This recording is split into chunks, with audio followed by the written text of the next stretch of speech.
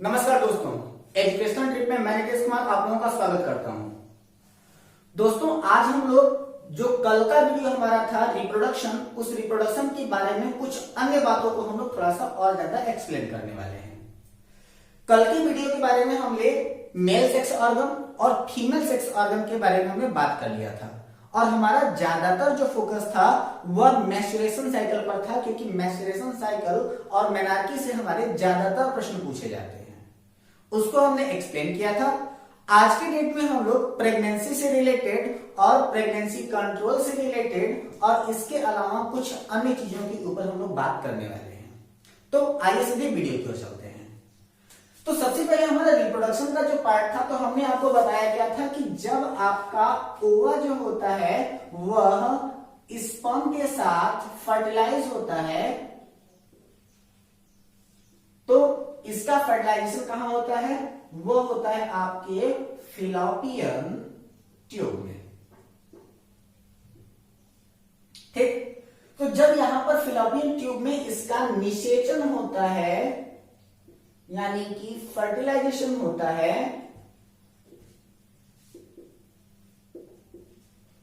तो इस फर्टिलाइजेशन के बाद होता क्या है कि जिसका फॉर्मेशन होता है उसे हम लोग कहते हैं युग्मक,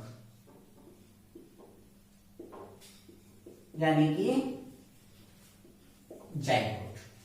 ठीक है, अब जैसे ही यहां पर जाइगोट का फॉर्मेशन हुआ तो हमारे पास जाइगोट के कई प्रकार की एफिशिएंसी अवेलेबल है।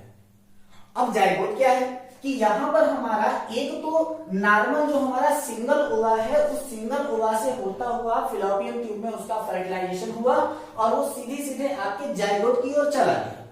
ठीक, लेकिन अब यहां पर जो आपका जाइगोट है, यानी कि जो युग्मक है, वह दो प्रकार में कन्वर्ट हो सकता है और यहां पर इनके कन्वर्ट होने पर ये जो होते हैं ये कन्वर्ट हो सकते हैं या फिर मोनोजाइगोटिक, या फिर ये कन्वर्ट हो जाते हैं डाइजाइगोटिक। ठीक है, जो आपके मोनोजाइगोटिक होते हैं ये होते हैं आइडेंटिकल ट्विंस, आइडेंटिकल ट्विंस, और ये जो डाइजाइगोटिक होते हैं ये होते हैं आपके अनआइडेंटिकल ट्विंस।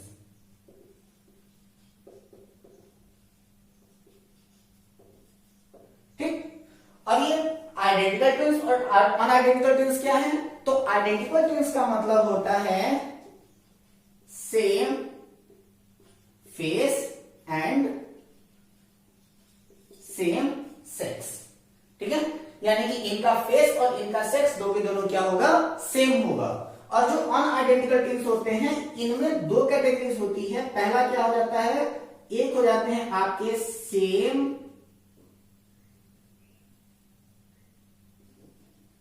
सेक्स डिफरेंट फेस, और दूसरा हो जाता है डिफरेंट फेस एंड सेक्स।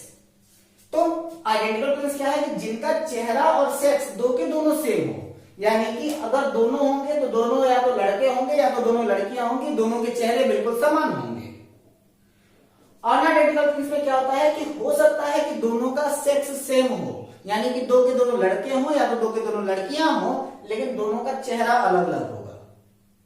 या फिर अनदर केस क्या हो सकती है कि वहां पर दोनों का ना तो सेक्स सेम होगा ना तो दोनों का फेस सेम होगा, यानी कि लड़के और लड़कियां दो के दोनों अलग अलग और साथ ही साथ उनका जो होता है वो चेहरा भी अलग अलग होगा।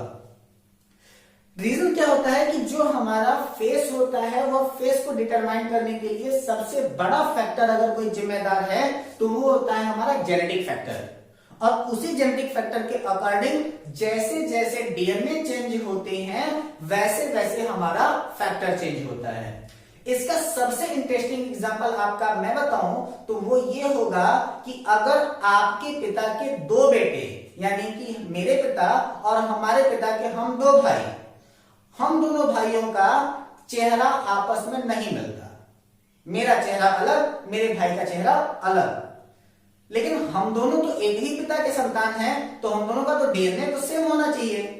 लेकिन सरप्राइज की बात यह है कि अगर मेरे भाई का डीएनए अगर मेरे डीएनए से मैच कराया जाए तो हम दोनों का डीएनए आपस में मैच नहीं करेगा। लेकिन अगर हम दोनों का डीएनए अगर हमारे पिता के डीएनए से मैच कराया जाए तो हम दोनों का डीएनए आसानी से हमारे पिता के साथ मैच करेगा। यानी कि दो भाइयों का डीएनए आपस में मैच करे या ना करे, लेकिन दो भाइयों का डीएनए अपने पिता के साथ जरूर मैच करता है। वह ऐसा इसलिए क्योंकि प्रत्येक डीएनए की कोडिंग अलग हो जाती है। ठीक, तो अब यहां पर जो आपका ह्यूमन यानी कि जायगोट का फॉर्मेशन हुआ, इस जायगोट के बाद होता है आपका एम्ब्रियो, और इसी एम्ब्रियो को हम लोग कहते हैं भ्रूण। और इस एम्ब्रियो के फॉर्मेशन के बाद जो हमारा ओवा जो था वो फर्टिलाइज हुआ था, वह एम्ब्रियो के थ्रू पहुंच जाता है आपके यूटेरस में। ठीक है, और जब भी आपके यूटेरस में पहुंच जाता है तो वहीं पर यूटेरस में बच्चे का डेवलपमेंट शुरू हो जाता है। और लगभग 9 मंथ के बाद नियर अबाउट 9 वीक्स के बाद यानी कि 9 सप्ताह के बाद बच्चे के अंदर जो होती है वह फिजिकल एक्टिविटीज दिखाई देनी स्टार्ट हो जाती है।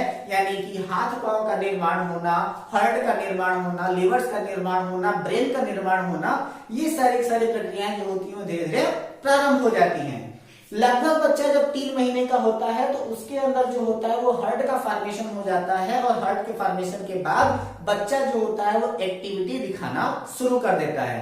यानी कि अगर आप अनवांटेड प्रेगनेंसी को अगर डिस्ट्रॉयड नहीं कर पाए तो उस समय में लगभग 3 महीने के बच्चे के पहले ही उसका एबॉर्शन कराना सबसे ज्यादा उचित माना जाता है। उसके बाद का एबॉर्शन पॉसिबल नहीं हो पाता है, या फिर उससे हो सकता है कि बहुत ज्यादा मात्रा में ब्लीडिंग हो जाए। तो अब एम्ब्रियो का फॉर्मेशन, और इस एम्ब्रियो के फॉर्मेशन के बाद जो होता है वो आपके बेबी का फॉर्मेशन हो जाता है नियर अबाउट 270 डेज के बाद। लेकिन सबसे ज्यादा क्रिटिकल स्टेज होती है ये जो आपका एम्ब्रियोनिक स्टेज है, या एम्ब्रियोनिक स्टेज सबसे ज्यादा क्रिटिकल माना जाता है, क्योंकि इसी समय में हमारे बेबी का डेवलपमेंट होता है।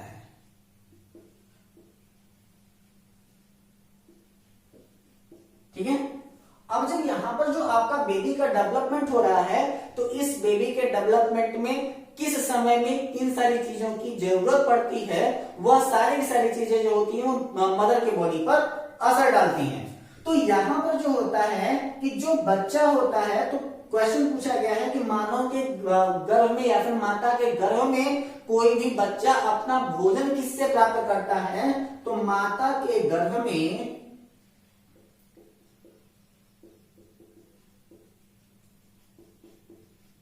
शिशु अपना भोजन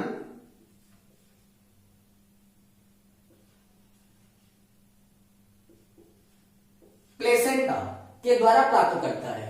ठीक है, और ये जो आपका प्लेसेंटा होता है वो क्या होता है कि जैसे कि अगर यहां पर हमारा बेबी है अगर ये, तो इस बेबी के लिए ये जो ऊपर की चारों तरफ की जो थैली लगी हुई है ना, जो चेम्बर है, वही आपका क्या है, प्लेसेंटा है।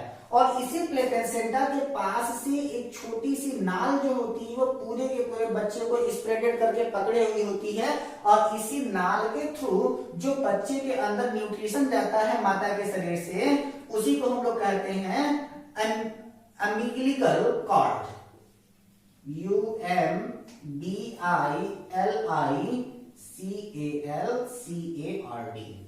ठीक है, उसी को हम लोग क्या कहते हैं, अम्बिलिकल कॉर्ड कहते हैं। तो क्वेश्चन अगर पूछा जाए कि माता के गर्भ में शिशु अपना भोजन किससे प्राप्त करता है, तो माता के गर्भ में शिशु अपना भोजन प्राप्त करता है प्लेसेंटा के द्वारा। और जब कभी भी जिसे गर्भनाल कहा जाता है, जिसे बच्चे के जन्म के बाद कट करके बाहर निकाल दिया जाता है बच्चे को, उस कार्ड को क्या कहते हैं, तो उसी कार्ड को हम लोग कहते हैं गर्भनाल, यानी कि इसी को हम लोग कहते हैं अम्बिलिकल कॉर्ड के नाम से जानते हैं। ठीक है, ये तो आपका डेवलपमेंट हो गया किसी भी बेबी का। लेकिन अब यहाँ पर बात यह आ जाती है कि अगर मान लीजिए कि हमारे पास कोई भी प्रेगनेंसी है, उस प्रेगनेंसी को परमानेंटली अवॉइड करना है। जैसे कि हम लोग जानते हैं कि हमारे देश की सबसे बड़ी प्रॉब्लम क्या, जनसंख्या। और उस जनसंख्या को कंट्रोल करने के लिए भारत सरकार ने विभिन्न प्रकार के उपक्रम चला रखे हैं। जिनमें से एक सबसे बड़ा उपक्रम होता है जिसे हम लोग कहते हैं नसबंदी, ठीक है, यानी कि स्टरलाइजेशन। तो स्टरलाइजेशन ऑफ मिल्क, तो इसको हम लोग दो भागों में बांट देते हैं। एक हो जाता है आपका नर नसबंदी, ठीक है, यानी कि स्टरलाइजेशन ऑफ मेल। और इस स्टरलाइजेशन ऑफ मेल में क्या होता है कि वासा डिफरेंस को काट देते हैं।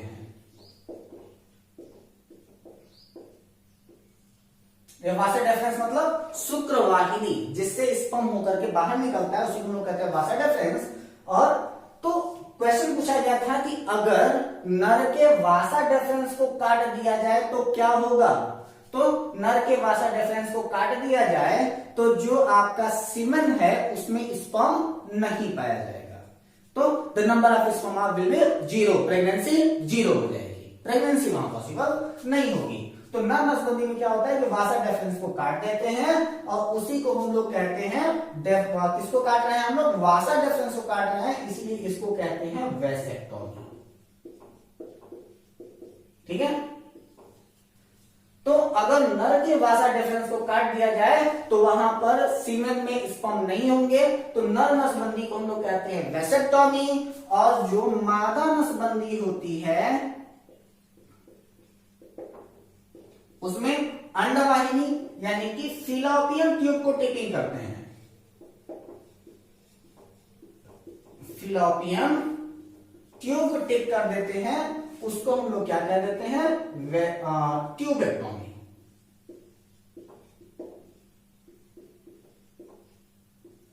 ठीक है।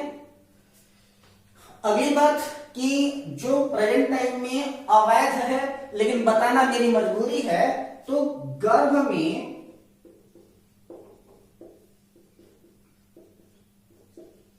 शिशु के भ्रूण परीक्षण को क्या कहते हैं, तो उसको हम लोग कहते हैं सोनोग्राफी, ठीक है। तो सोनोग्राफी के थ्रू शिशु के लिंग का परीक्षण किया जा सकता है। और प्रेजेंट टाइम में सोनोग्राफी जो है वो क्या है, एक प्रकार का अपराध है। और यह अपराध इसलिए है क्योंकि लोग कन्या भ्रूण की जांच करा करके कन्या भ्रूण को समाप्त करा दिया करते थे, जिसकी वजह से सोनोग्राफी क्या है, अब एक प्रकार का अपराध है। अगर कभी भी ऐसा होता है कि अगर कोई भी अनवांटेड प्रेगनेंसी चाहे, यानी कि अगर 17 आवर्स के अंदर अगर प्रेगनेंसी को समाप्त करना चाहता हो, तो उसके लिए कुछ मेडिसिन होती हैं जिनको हम लोग कहते हैं एंटी प्रेगनेंसी पिल्स। और उन एंटी प्रेगनेंसी पिल्स के बारे में पीसीएस सन 2014 में पूछा गया प्रश्न है कि सहेली क्या है। तो सहेली आई पिल्स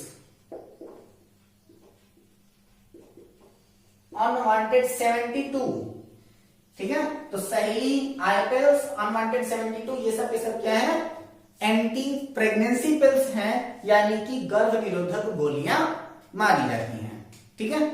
इसके अलावा कुछ अन्य तरीके हैं जिसमें हम लोग करते क्या है कि प्रेगनेंसी को अवॉइड कर सकते हैं। साथ ही साथ होता क्या है कि अगर मान लिया कि कभी कभी ऐसा भी होता है कि कृत्रिम गर्भधारण, क्योंकि कभी कभी ऐसा होता है कुछ फीमेल्स जो होती हैं वो उनके अंदर कोई प्रॉब्लम नहीं होती लेकिन फिर भी वो प्रेगनेंसी को एक्सेप्ट नहीं कर पाती हैं, तो उनकी बॉडी के अंदर आर्टिफिशियली एम्ब्रियो को स्टेबल किया जाता है, जिसे हम लोग कहते हैं कृत्रिम गर्भधारण। और उसी को सामान्य भाषा में टेस्ट ट्यूब बेबी के नाम से जाना जाता है। सबसे पहले टेस्ट ट्यूब बेबी वर्ल्ड में करने वाले एडवर्ड एंड स्ट्रेप्टो हैं, और भारत में सबसे पहले टेस्ट ट्यूब बेबी का विकास करने वाली है doctor Indira Hinduja. Present time में इसकी मेथड्स को थोड़ा सा और ज्यादा बढ़ा दिया गया है, और उस बढ़ी हुई जो विधि है उसको हम लोग कहते हैं IVF, यानी कि इन विट्रो फर्टिलाइजेशन। और यही क्या है, एक प्रकार की प्रेगनेंसी को बढ़ाने की एक विधि है, जिसको हम लोग IVF यानी कि इन विट्रो फर्टिलाइजेशन के भी नाम से जानते हैं। इसके अलावा होता क्या है कि द नंबर ऑफ क्रोमोसोम्स में कभी कभी डिफेक्शन हो जाते हैं। तो नंबर ऑफ क्रोमोसोम्स में डिफेक्शन होने की वजह से कई प्रकार के जेनेटिक डिजीजेस हमारे बॉडी के ऊपर आ जाती हैं। उन जेनेटिक डिजीजेस के बारे में हम लोग पढ़ेंगे अपने अगले चैप्टर, यानी कि थोड़ी ही दिन के बाद मैं उस चैप्टर को स्टार्ट करने वाला हूं जिसको हम लोग कहते हैं जेनेटिक्स। उसी जेनेटिक्स में हम आपको बताएंगे कि डाउन सिंड्रोम क्या है, टर्नर सिंड्रोम क्या है, कैट-क्राई सिंड्रोम क्या है, एडवर्ड सिंड्रोम क्या है, पटाउ सिंड्रोम क्या है, और बाकी जितने भी सिंड्रोम्स हैं, जैकब सिंड्रोम वगैरह के बारे में, जो भी आपके सिंड्रोमल डिजीजेस हैं उनके बारे में हम बात करेंगे आपके जेनेटिक्स में। उम्मीद करते हैं कि यह आपकी जो वीडियो है वह आपके काम की होगी, विभिन्न प्रतियोगी परीक्षाओं के लिए सहायक होगी, और आपको यह वीडियो जरूर पसंद आई होगी। आपको यह अगर वीडियो पसंद आई हो तो अपनी राय हमारे कमेंट बॉक्स में जरूर दें। हमारी इस वीडियो को ज्यादा से ज्यादा लाइक करें। यदि हमारे चैनल पर नए हैं तो हमारे इस चैनल को सब्सक्राइब करें। अपने दोस्तों को इसे शेयर करना ना भूलें। हमारे वीडियो को लाइक करें तथा घर पे रहें, सुरक्षित रहें, हंसते रहें, मुस्कुराते रहें, अपना और अपनों का ख्याल रखें। धन्यवाद।